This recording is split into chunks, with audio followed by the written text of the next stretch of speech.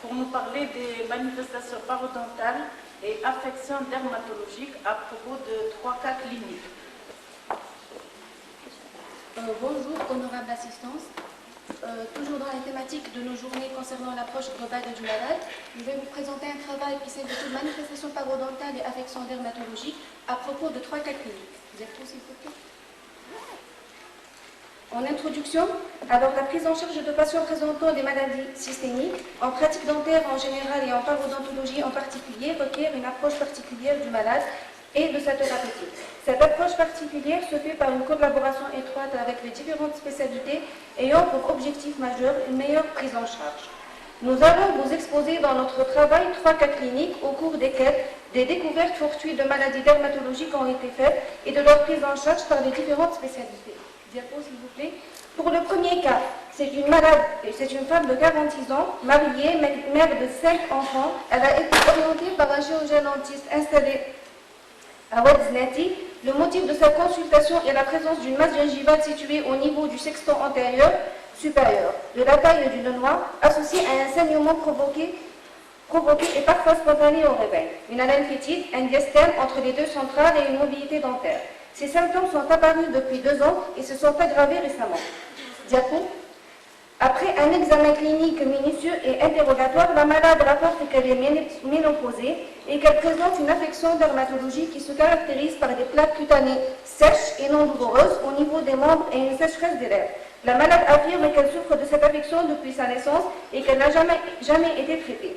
Suite à cette constatation, la malade a été orientée vers un dermatologue pour un diagnostic, pour une éventuelle prise en charge et une préparation pour l'approche parodontale. Diapo, s'il vous plaît.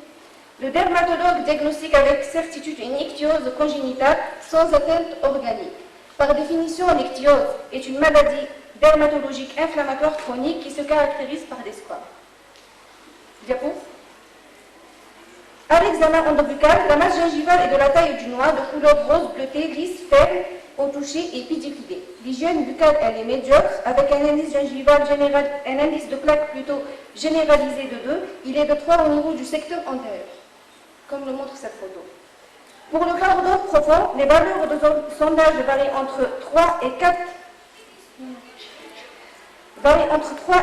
mm, des paires d'attaches généralisées. On a des atteintes de furcation sur la 26, 36 et 37. La malade présente plusieurs dents absentes, des abrasions dentaires de degré 3 de Perrier, surtout sur les dents antérieures inférieures. La 11, elle est égressée, un diastème entre la 11-21 et la 31-41, comme le montre cette photo. Un bilan radiologique a été fait, mais on n'a pas pu l'exploiter parce qu'il était de mauvaise qualité. Objectif des lises obliques au tiers moyen entre les dents maxillaires et inférieures. Diapo. Pour l'approche diagnostique, on a le diagnostic étiologique, le facteur déclenchant étant la plaque dentaire, facteurs favorisant la mauvaise hygiène, les dépôts exogènes, facteurs dentaires occlusaux et des facteurs environnementaux tels que l'insertion basse du frein médian labial supérieur.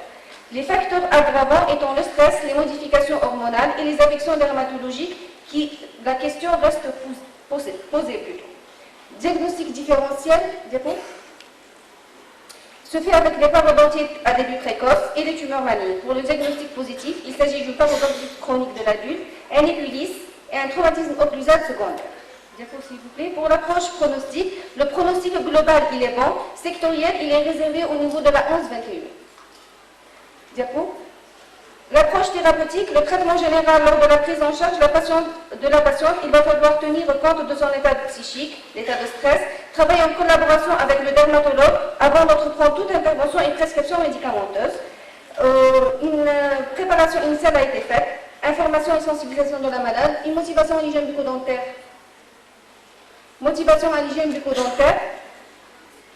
un détartrage, un surfaçage radiculaire et un curetage aveugle de l'épilis. Orientation vers le service de prothèse pour une éventuelle prothèse provisoire. Une réévaluation qui a été faite 2 à 3 semaines par la suite pour évaluer l'engagement positif de la malade et la réaction tissulaire. Par la suite, une thérapeutique correctrice a été faite par exérèse de l'épilis associée à une frénectomie du frein labial médian supérieur. On a 2 photos qui montrent pendant la chirurgie et après la chirurgie avec la photo qui a été prise 4 mois après l'intervention chirurgicale. La phase de maintenance la malade a été revue 4 mois après l'intervention. L'examen anaphate des prélèvements montre une muqueuse gingivale, siège d'une lésion inflammatoire non spécifique. On retrouve une importante ulcération de l'épithélium de surface avec constitution d'un véritable exudat fibrino-leucocytaire.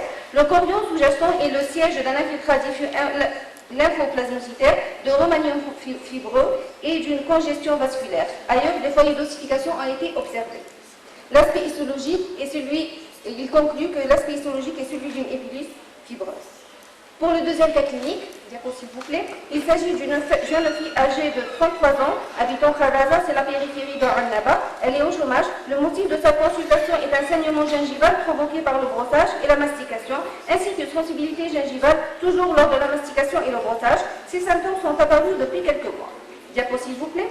Après examen clinique minutieux et interrogatoire, la patiente présente une perlèche commissurale chronique, des abcès sous-cutanés ou plutôt des furoncles au niveau des jambes, des mycoses et des fanères, et ces manifestations apparaissent et disparaissent de façon périodique depuis son jeune âge. Diapo s'il vous plaît. Suite à cette constatation, la patiente a été orientée vers un dermatologue pour un diagnostic, une éventuelle prise en charge et une préparation en vue de la prise en charge parodontale. Après préparation initiale pour soulager la malade sur le plan parodontal, vous voyez sur cette photo. La première photo montre le furoncle au niveau des jambes. La deuxième photo est les mycoses des fanères au niveau des mains, des ongles des mains. La même chose au niveau de la troisième photo et pour les ongles des pieds et entre les orteils des pieds. Après préparation initiale et soulagement de la malade sur le plan parodontal, elle a consulté au niveau de service de dermatologie où elle a été hospitalisée immédiatement pour investigation soupçonnant une dermatose en vue d'une approche thérapeutique.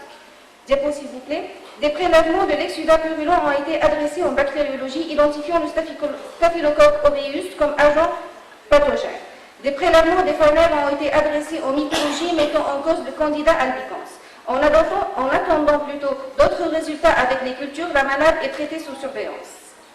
Diapo s'il vous plaît.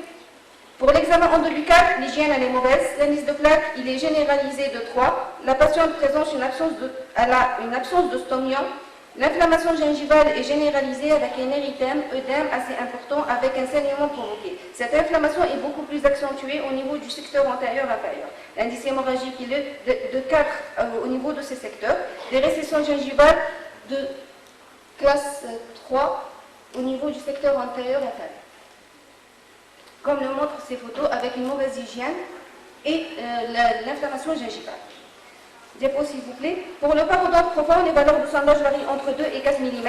La malade présente des dents absentes, des migrations dentaires, un bilan radiologique objectif et des listes osseuses horizontales au niveau du tiers moyen et un élargissement des soins dentales généralisé avec disparition de la laminale durable. Concluez s'il vous plaît. Vous avez dépassé le temps. Nous sommes très en retard.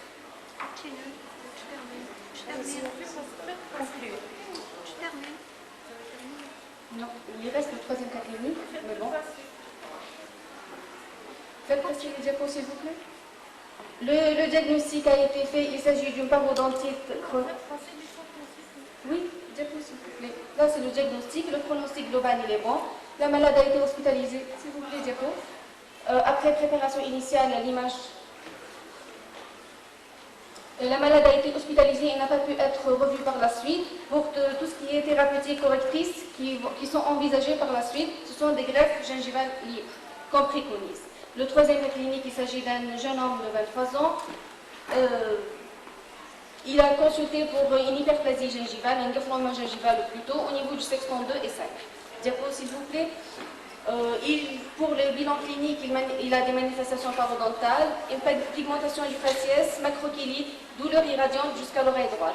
Ces symptômes sont apparus depuis 3 ans et se sont aggravés par la suite. S'il vous plaît. Le malade, on le voit sur ces photos avec la macrokélite inférieure, la pigmentation du faciès, des prélèvements en ORL et la tête prise en charge et des prélèvements au niveau des glandes salivaires a été fait par biopsie. a été vu en dermatologie soupçonnant une maladie, un syndrome. En neurologie aussi, il a été orienté en neurologie pour investigation, toujours en cours. Diapo s'il vous plaît. Sur le plan parodontal, il a été pris en charge. Il présente des hyperplasies gingivales supérieures et inférieures. Diapo. Sur la radio qu'il montre en analyse osseuse au niveau du tiers moyen, elle est horizontale. Diapo s'il vous plaît. Le diagnostic a été fait, le facteur déclenchant étant la plaque. Diapo s'il vous plaît. On a des facteurs aggravants et des facteurs favorisants. Pour le diagnostic positif, il s'agit d'une hyperplasie gingivale. Diapo. Après approche chirurgicale de l'hyperplasie gingivale au niveau maxillaire, le contour gingival est assez satisfaisant. Elle a été régressée au niveau mandibulaire. La prise en charge se fera ultérieurement. Diapo s'il vous plaît. Prélèvement à l'impade avec des résultats assez concluants. Diapo. Et je termine par conclure.